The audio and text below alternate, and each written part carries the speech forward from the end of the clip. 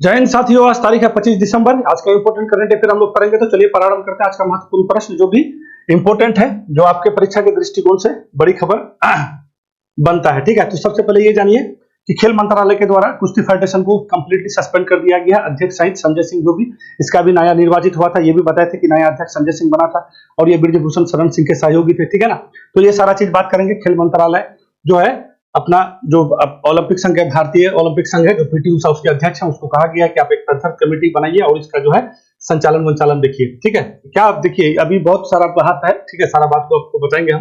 यहाँ से बहुत इंपोर्टेंट क्वेश्चन आपका बन के निकलने आने का संभावना है। ठीक है, आगे चलिए। ये क्या है ना, श्रीलंका में भारत में उच्चायुक्त को जो है नया उच्चायुक्त बनाया गया है, नियुक्ति कर दिया गया है। तो जानेंगे कि उच्चायुक्त जो है 1919 के अधिनियम में जो आया था, मांटेगू चम्सफोर्ड सुधार अधिनियम में, ठीक है, क्या हुआ था, ये सारा चीज बताएंगे कि उच्चायुक्त क्या होता है, राजदूत क्या होता है, राजनयिक क्या होता है। ठीक है, ये सारा क्वेश्चन आपके लिए महत्वपूर्ण हो जाता है। ठीक है, ये सब जानना जरूरी है। जब तक कोई टर्मिनोलॉजी को नहीं जानिएगा तब तक वो चीज याद नहीं रहेगा। ठीक है, उसके बाद देखिए 2023 में टेलीकॉम बिल आया, बहुत जल्दी में आया। पहले लोकसभा में गया, विधानसभा में गया और कंप्लीटली पारित भी हो गया और बहुत सख्ती हुआ है भैया।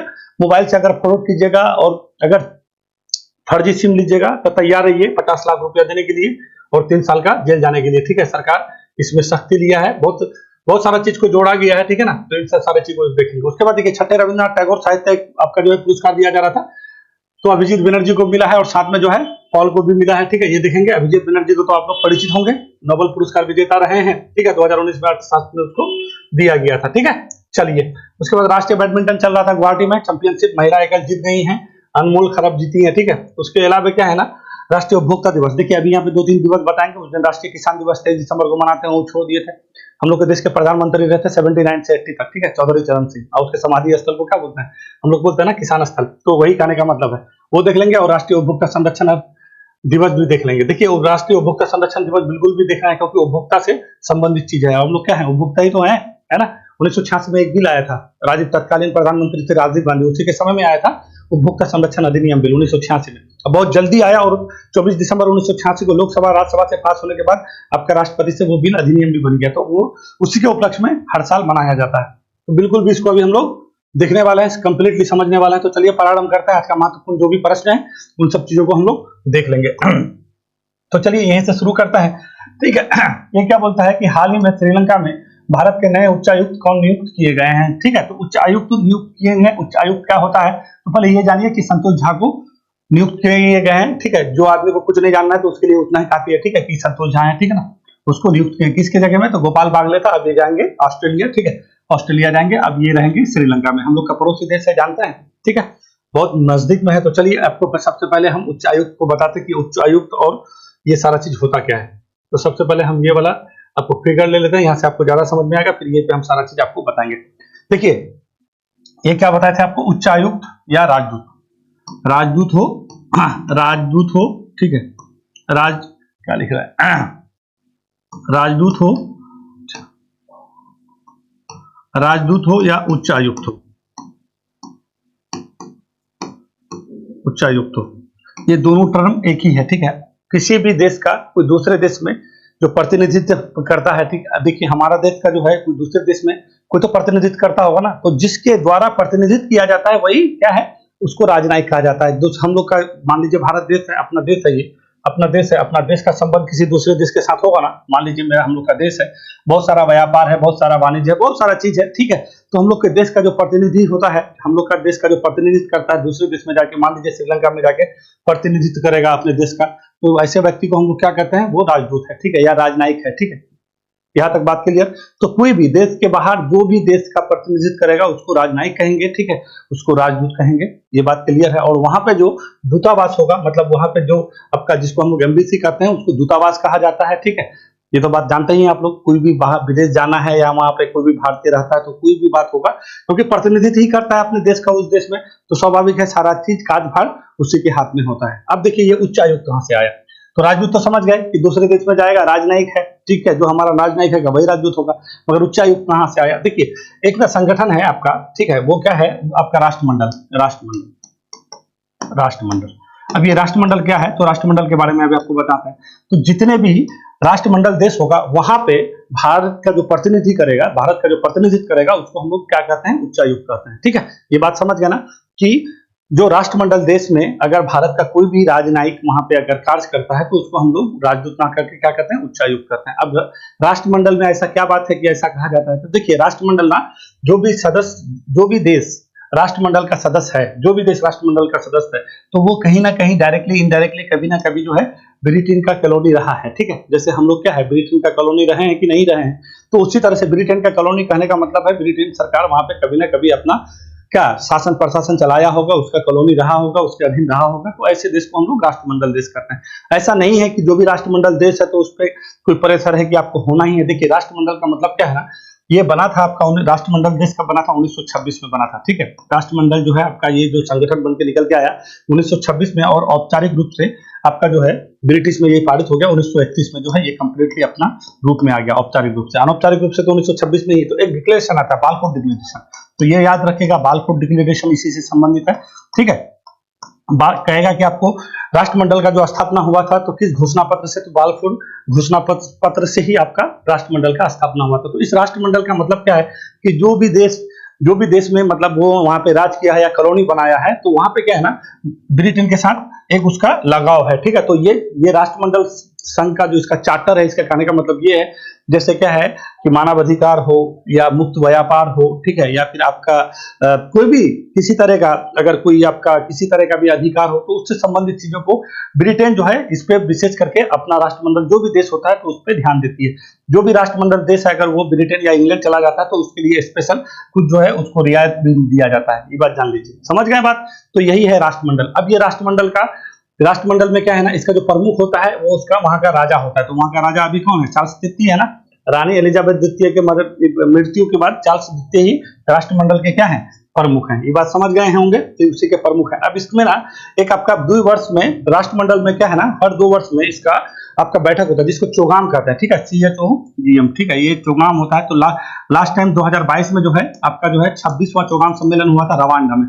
ये रवांडा ये दक्षिण अफ्रीका का देश है। ठीक है, इसका राजधानी किगाली है। तो ये याद रखिएगा चोगाम सम्मेलन होता है जो उसका पूरे जितने भी सदस्य देश है उस देश का जो है कार्य को निपटाने करने के लिए ये जो है आपका चोगाम जो है प्रत्येक 2 वर्ष में होता है, और लास्ट टाइम 26वां हुआ था और रवांडा में हुआ था। ये बात भी समझ जाइए, ये बहुत बार पूछता है कि चोगाम सम्मेलन क्या है, चोगाम क्या है, तो राष्ट्रमंडल से संबंधित है और 26वां हुआ था। अब देखिए, अब राष्ट्रमंडल में ना टोटल अगर देश की बात करेगा तो इस राष्ट्रमंडल में टोटल आपका कैमा देश का टोटल 56 देश है। पहले 54 था, फिर लास्ट अभी आपका जो है 2-4 देश है उसमें आपका जाके ये जुड़ा है। दक्षिण अफ्रीका का ही 2-1 देश है। ठीक है, तो 56 देश है। भारत का आप कहिएगा कि भारत राष्ट्रमंडल का देश, देखिए जब भारत स्वतंत्रता अधिनियम 1947 दिया था, जब इंग्लैंड में पारित हुआ था 18 जुलाई 1947 को ना पारित किया था, 18 जुलाई 1947 को जब पारित किया था ना, तो उसी टाइम जो है ये बात बोला था कि भारत स्वतंत्र है, वो राष्ट्रमंडल का चाहे तो सदस्य बन भी सकता है, नहीं भी बन सकता है। तो हम लोग राष्ट्रमंडल का सदस्य बनने से जो सदस्य देश होता है उसको कुछ ना कुछ लाभ ही होता है,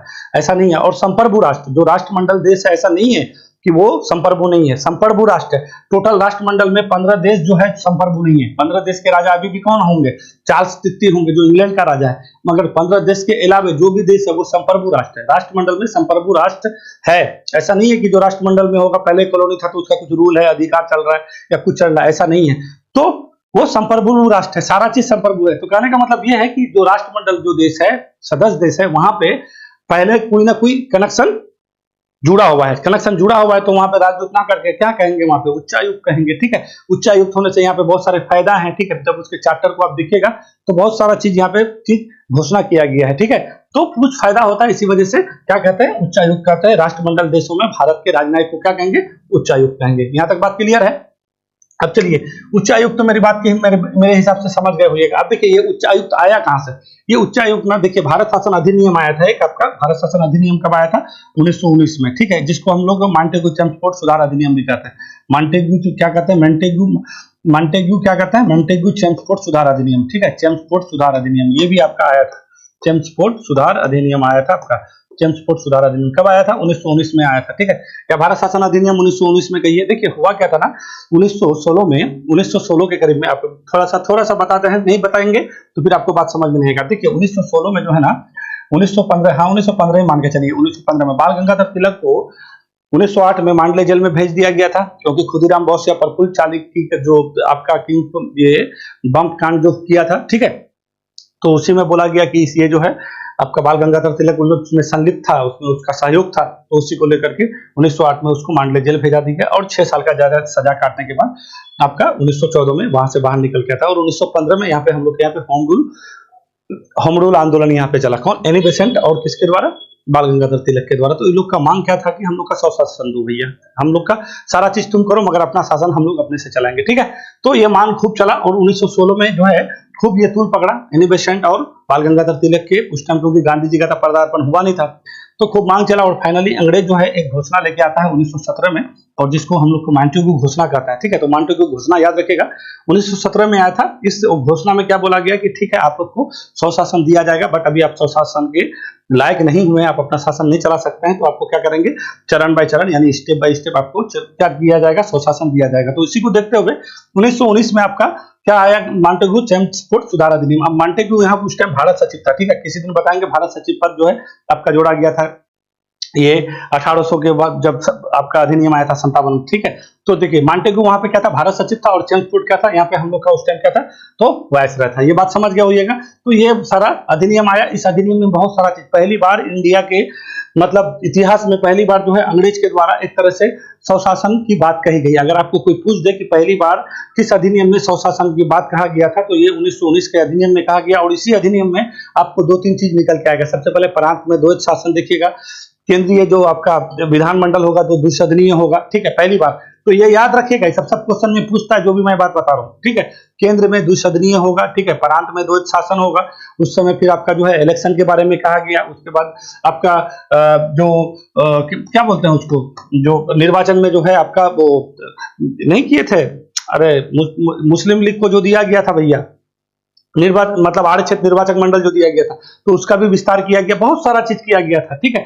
फिर उसी तरह से लोक सेवा आयोग के गठन के बारे में भी कहा गया था। तो आप देखिएगा ली कमीशन आया था आपका 1923 में, ठीक है, 1923 में ली कमीशन आया था और 1926 में हम लोग के यहाँ पे लोक सेवा आयोग का गठन भी हुआ था, ठीक है। ये बात आप लोग बिल्कुल भी जानते होइएगा। और ये सारा चीज कौन सा अधिनियम में, 1919 के अधिनियम में कहा गया। और इसी अधिनियम में कहा गया था कि एक उच्च आयुक्त पद का भी सृजन किया गया था, ठीक है, कि भारत में जो विदेश में जो भी देश है वहां पे जो है अपना राज्य का जो प्रतिनिधित्व करेगा, ठीक, जो प्रतिनिधि होगा वही पद उच्च आयुक्त तभी 1919 के अधिनियम में जोड़ा गया था। तो ये सारा चीज बात याद रखेगा कि उच्च आयुक्त जो पद जो सृजित किया गया था कौन सा, भारत शासन अधिनियम में, तो क्या कहिएगा 1919 के शासन अधिनियम में उच्च आयुक्त पद का सृजन किया गया था। किसके द्वारा? अंग्रेज के द्वारा। तब से ये पद हम लोग के यहाँ पे चल रहा है, ठीक है, बिल्कुल कट टू कट। अब देखिए एक चीज यहाँ पे आपको यहाँ पे हम छोड़ दिए हैं, यहाँ पे क्या है कि देखिए 1900 ये राष्ट्रमंडल जो है ना, राष्ट्रमंडल खेल भी होता है। 1926 में तो इसका गठन भी हो गया, 1931 में औपचारिक रूप से इसको मान्यता भी मिल गया। तो आपका इन देशों के साथ में एक मिलने के लिए कि कैसे इसका जो है एक दूसरे में जो भी राष्ट्रमंडल देश है एक दूसरे का संवाद हो, एक दूसरे में बेहतर रिश्ता हो, उसके लिए जो है ना आपका एक खेल किया जाता है जिसको राष्ट्रमंडल खेल कहते हैं, हम लोग कॉमनवेल्थ गेम भी कहते हैं, ठीक है। तो ये कब से खेला जाता है? 1930 से खेला जाता है और पहली बार कनाडा के हैमिल्टन में खेला गया था, ठीक है। तो ये याद रखिएगा क्योंकि कनाडा भी ब्रिटिश का कॉलोनी रहा है, ऑस्ट्रेलिया भी रहा है। तो ऐसे जो भी देश होंगे वहां पे अपना भारत का जो भी लोग होगा तो वो क्या होगा, उच्च आयुक्त कहलाएगा। और बाकी बचा जो दूसरे देश में होगा, जैसे जर्मनी जो है ब्रिटेन का गुलाम नहीं रहा है, जब नहीं रहा है तो वहां पे हम लोग का क्या होगा, राजदूत होगा। वहां पे राजनयिक राजदूत कहेंगे और वहां के जो है जो एम्बेसी होगा उसको क्या कहेंगे, दूतावास कहेंगे। और यहीं पे अगर कोई श्रीलंका है, मान लीजिए श्रीलंका में जो उच्चायुक्त होगा वहां के दूतावास को हम लोग क्या कहेंगे, उच्चायुक्त कहेंगे, ठीक है। क्या कहेंगे, उच्चायुक्त कहेंगे, है ना। तो यही कहने का मतलब यही है कि आपको ये टर्म पता होना चाहिए कि कौन सा भारत शासन अधिनियम में आया था, उस शासन अधिनियम में क्या हुआ था। देखिए 1919 के शासन अधिनियम पढ़ाएंगे ना तो बहुत लंबा जाएगा, इसी वजह से बताएंगे नहीं। जो मोटा मोटी चीज है, जो कॉन्सेप्ट देने का बात था हम आपको देती है। चलिए अब आइए श्रीलंका के बारे में। ये तो समझ गए कि उच्चायुक्त क्या होता है। ये आपका श्रीलंका है, ये श्रीलंका है, ठीक है। ये श्रीलंका कहाँ से आया भाई, तो ये श्रीलंका जाके भारतीय उपमहाद्वीप में पड़ता है। भारतीय उपमहाद्वीप में टोटल कितना आपका बांग्लादेश है, भारत है, भूटान है, श्रीलंका है कि नहीं, नेपाल है, ये सारा क्या होता है, पाकिस्तान है, ये सब कुछ भारतीय उपमहाद्वीप में, क्योंकि हम लोग गोंडवाना के क्षेत्र है ना, तो ये भारतीय उपमहाद्वीप में पड़ता है, ठीक है। तो हम लोग का सबसे पड़ोसी देश है, ठीक है ना। अब देखिए यहाँ पे आपको 2-3 चीजें एकदम बिल्कुल भी आपको पता होना चाहिए। ये वाला जो आप देख रहे हैं यहाँ पे जो है रामेश्वरम है, इधर आइएगा तो धनुषकोडी है। क्या कहिएगा, धनुषकोडी है, आपको दिख रहा होगा मेरे हिसाब से, ठीक है। हम कलर ले लेते हैं दूसरा, यहाँ पे रेड कलर ले लेता है। तो ये आपका क्या है, यहाँ पे धनुषकोडी है, ठीक है, और ये आपका रामेश्वरम वाला क्षेत्र है, और ये आप तो जानते हैं तमिलनाडु है। तो धनुषकोडी से लेकर के यहाँ पे आपका तमिलनाडु तक एक सेतु है, जिसको हम लोग क्या कहते हैं, राम सेतु कहते हैं या एडम्स ब्रिज कहते हैं। ये तो याद, बिल्कुल भी याद रखिएगा, राम सेतु या। अब देखिए इसका इतिहास क्या है ना, राम सेतु या एडम्स ब्रिज का कहने का मतलब ये हुआ, आप लोग युग पढ़े होइएगा, ठीक है, सतयुग, त्रेता, द्वापर, ठीक है, उसके बाद अभी जो है आपका कलयुग चल रहा है। तो कहने का मतलब यही है, जब त्रेता युग था ना, यानी अच्छा इस युग को भी याद कर लीजिए, कहेगा कि सबसे पुराना युग कौन सा था, सतयुग, सतयुग था, फिर आपका त्रेते था, ठीक है, त्रेता था, त्रेता, ठीक है, उसके बाद फिर आपका द्वापर, ठीक है, सतयुग, त्रेता, फिर द्वापर, द्वापर था, ठीक है, द्वापर हो गया, फिर उसके बाद आपका कलयुग, अभी कलयुग चल रहा है। तो ये आपका उसका कब की बात है, कौन सा युग की बात है, त्रेता युग के समय में तो भगवान जो राम थे, भगवान राम जो है यही से मतलब वानर सेना लेकर के लंका विजय करने के लिए, यहाँ जो सीता माँ थी उसी का जो है कहने का मतलब है वो उसको जो है अब ये अपहरण कर लिया था, तो जानते ही हैं, ठीक है, तो इसी को लेने के लिए अपना वानर सेना लेके गया था, तो यहाँ पे एक ब्रिज बनाया गया था, ठीक है। तो ये सब पौराणिक कथा है, ठीक है, धार्मिक चीजें बता रहे हैं जो त्रेता युग के बारे में बताता है कि त्रेता युग में ऐसा हुआ था। तो यहीं पे आपका राम सेतु है। तो ये याद रखिएगा, राम सेतु किसको किसको जोड़ता है, तो क्या कहिएगा, धनुषकोडी है। देखिए रामेश्वरम नहीं कहिएगा, रामेश्वरम यहीं इधर ही आ जाता है, ठीक है, यहाँ पे आपका धनुषकोडी है और यहाँ पे आपका श्रीलंका के बीच जोड़ता है। अब यहाँ पे देखिए गल्फ ऑफ मन्नार है, ये समुद्री हम लोग का भारत का जो है समुद्री अगर उद्यान कहिएगा तो गल्फ ऑफ मन्नार, यहाँ पे बहुत सारे जीव जंतु रहते हैं, ठीक है, और यहाँ पे आपको ना एक तरह से डुगोंग हम लोग पढ़ते हैं ना, डुगोंग, तमिलनाडु सरकार इसके लिए संरक्षित के लिए इसमें काम भी कर रही है, जिसको समुद्री गाय कहते हैं, क्या कहिएगा, समुद्री गाय, डुगोंग, ठीक है। तो ये सारा चीज आपका कहाँ पे, गल्फ मन्नार की, यहाँ छिछला जो है आपका एक छिछला पानी होता है, यहाँ पे छिछला पानी है, यहीं पे जो है आपका डुगोंग मिलता है, समुद्री गाय मिलता है, ठीक है। और यहाँ पे आपका क्या बोलते हैं उसको, अरे मूंगा नहीं, मूंगा का चट्टान मिलता है, ठीक है। यहाँ पे बहुत सारा छोटी छोटी छोटी छोटी बहुत सारा द्वीप है, ठीक है। तो मन्नार की खाड़ी, यहाँ पे पाक स्टेट है, तो पाक स्टेट बंगाल की खाड़ी को मन्नार की खाड़ी को जोड़ता है या भारत को श्रीलंका से जोड़ता है। एक कच्चा टीपू द्वीप है यहाँ पे, ठीक है। भारत और श्रीलंका के बीच जो है विवाद में बना रहता है, जो अपना प्रधानमंत्री उस टाइम इंदिरा गांधी थी, वो दे दिया था किसको, श्रीलंका को। तो ये सारा जितना भी बात बता रहे हैं ना, ये सारा आपका इंपोर्टेंट है। कच्चा टीपू द्वीप हो गया, या फिर आपका गल्फ ऑफ मन्नार यानी मन्नार की खाड़ी हो गया। बहुत बार पूछ लेता है कि मन्नार की खाड़ी जो है ये किसको किसको जोड़ता है, या मन्नार की खाड़ी क्या स्पेशल है, ठीक है। तो ये बिल्कुल भी याद रखिएगा, समुद्री गाय मिलता है, और ये समुद्र के मतलब यहाँ का जो है पारिस्थितिकी तंत्र बहुत सॉलिड है। यहाँ पे मूंगा की चट्टान भी मिलता है, ठीक है। और ये किधर है, तो क्या कहिएगा, धनुषकोडी से इधर, मतलब धनुषकोडी से ये साइड में है, ठीक है। और ऊपर में इधर ये कहाँ है, पाक स्टेट है आपका, और ये जाफना द्वीप है, ठीक है। तो ये बिल्कुल भी याद रखिएगा। यहाँ से श्रीलंका से जो भी संबंध बड़ी बड़ी चीज है, ये सारे चीज को मैं आपको बता दिया हूं यहाँ से बिल्कुल। और भारत का जो है मुख्य दक्षिणतम, सबसे दक्षिणतम बिंदु कौन सा है, तो कौन सा बिंदु कहिएगा, भारत का सबसे दक्षिणतम बिंदु आपका कन्याकुमारी है, जिसको कैप कैमरून कहते हैं। ये दोनों कहिए, कैप कैमरून कहिए, कैप कैमरून कहिए या कन्याकुमारी कहिए।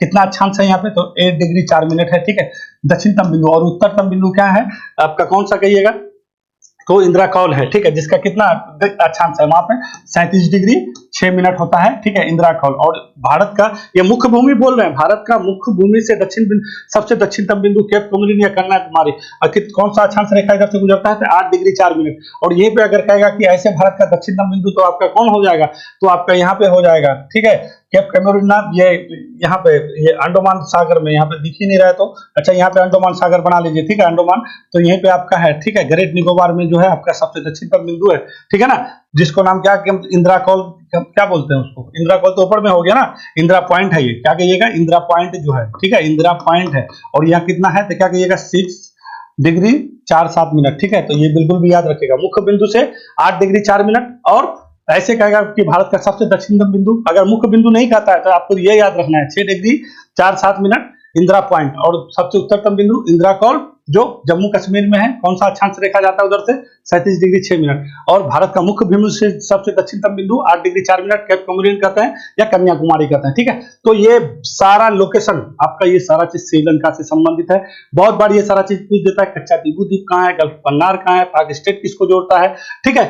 ये सारा चीज हमेशा आपके लिए, ये जाफना द्वीप है, यहाँ पे आपका राम सेतु के बारे में पूछ लेता है, आपका धनुषकोडी पूछ लेता है, रामेश्वरम बहुत बार पूछता है कि अगर आप तमिलनाडु जाइएगा तो कहाँ से, रामेश्वरम से जाइएगा, धनुषकोडी से जाइएगा, तो लोग फंस जाता है। तो धनुषकोडी याद रखेगा एकदम, यहाँ पे है। और यहाँ पे आपका कच्चा टीपू द्वीप है, जो हमेशा आपका विवाद में बना हुआ रहता है। तो मेरे हिसाब से बहुत कुछ हम बता दिए आपको, और यहाँ पे सारा चीज आपको अब कुछ छूटा नहीं है, ठीक है। तो यहाँ पे आपको एक चीज हम बता रहे थे, बताते बताते छोड़ दिए शायद, राष्ट्रमंडल खेल बता रहे थे ना। तो राष्ट्रमंडल खेल देखिए, राष्ट्रमंडल खेल 1930 में सबसे पहली बार हुआ था। आगे लास्ट टाइम जो है आपका राष्ट्रमंडल खेल कहाँ हुआ है, क्योंकि ये करंट का इश्यू है तो पता होना चाहिए।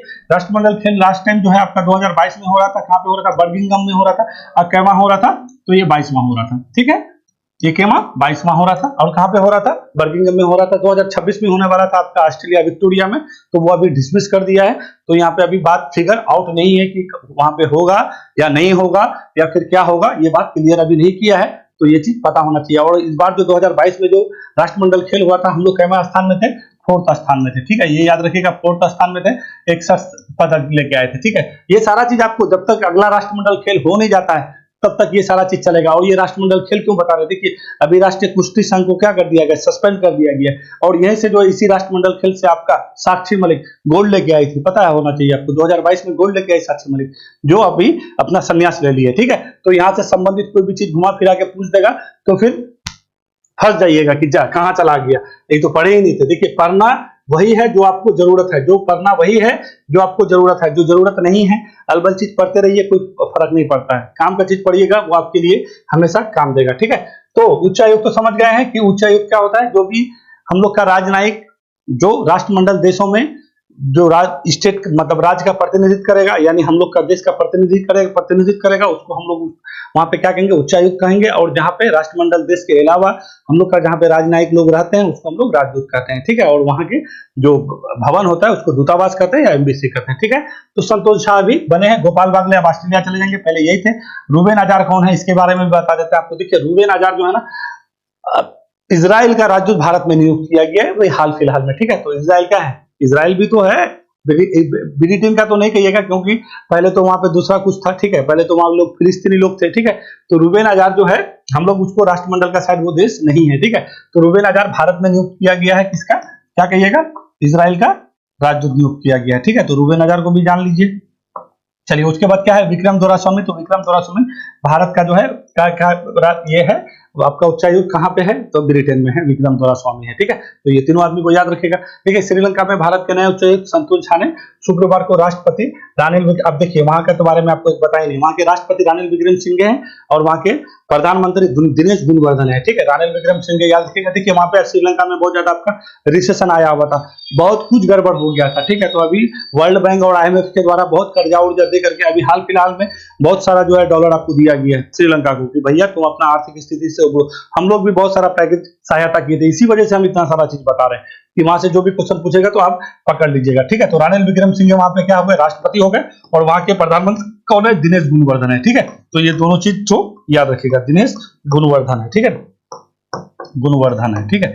ये याद रखिएगा, दिनेश गुणवर्धन क्या है, प्रधानमंत्री, और रानिल विक्रमसिंघे क्या है, राष्ट्रपति है। तो उसी के द्वारा ये जो भी चीज होता है, हेड ऑफ द स्टेट राष्ट्रपति होता है, तो राष्ट्रपति को देगा, फिर ये सारा चीज होगा। संतोष झा ने शुक्रवार को राष्ट्रपति रानिल विक्रमसिंघे को अपना साख पत्र सौंपकर और द्वीप राष्ट्र के साथ जो है दोस्ती और मजबूत, देखिए अभी जो है ना हाल फिलहाल में श्रीलंका के साथ हम लोग का एक आपका पुणे में महाराष्ट्र में अभी चल रहा है मित्र शक्ति, ठीक है। तो याद रखिएगा ये मित्र शक्ति जो है, क्या कहिएगा, मित्र शक्ति, ये नौसेना अभ्यास है, ये आपका चल रहा है कहाँ पे, तो मित्र शक्ति किसके साथ करते हैं, तो क्या कहिएगा, श्रीलंका के साथ करते हैं। कहाँ पे चल रहा है भैया, पुणे में चल रहा है, ठीक है। अभी पुणे में आपका चल ही रहा है, ठीक है, खत्म हो गया, ठीक है। कुछ दिन पहले शुक्रवार को राष्ट्रपति रानिल विक्रमसिंघे अपने मित्र देश, ठीक है, क्योंकि हम लोग का द्वीपीय देश है बगल में। देखिए अभी श्रीलंका का बहुत इतिहास है, बताएंगे ना तो बताते रह जाइएगा।